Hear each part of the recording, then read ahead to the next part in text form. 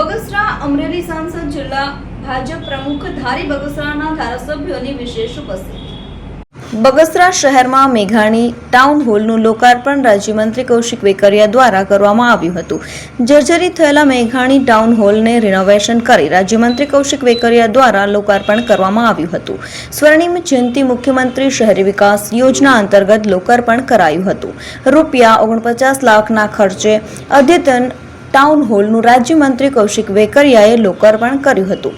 આ પ્રસંગે અમરેલી સાંસદ ભરત સુતરિયા, જિલ્લા ભાજપ પ્રમુખ અતુલભાઈ કાનાણી, ધારાસભ્ય કાકડિયાની વિશેષ ઉપસ્થિતિ રહી હતી।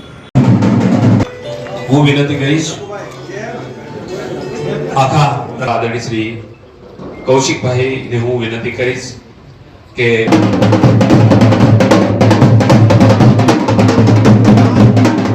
જે જૂનો ટાઉન હોલ હતો એમાં 50 લાખના ખર્ચે આજે રિનોવેશનનું આયોજન કરેલું હતું અને નગરપાલિકા આયોજિત આ મિની ટાઉન હોલનું આજે લોકાર્પણ માનનીય આપણા રાજ્યના ઉર્જા મંત્રી માનનીય કૌશિકભાઈ વેકરિયા હસ્તક રાખેલું હતું।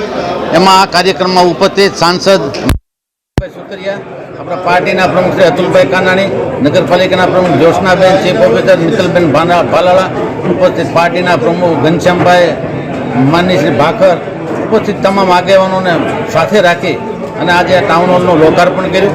આ ટાઉન હોલથી ગામના લોકોની ખૂબ જ સુવિધા સારી પ્રાપ્ત થાય એના માટે એના પ્રયાસના ભાગરૂપે આજે ટાઉન હોલનું લોકાર્પણ કરેલ છે।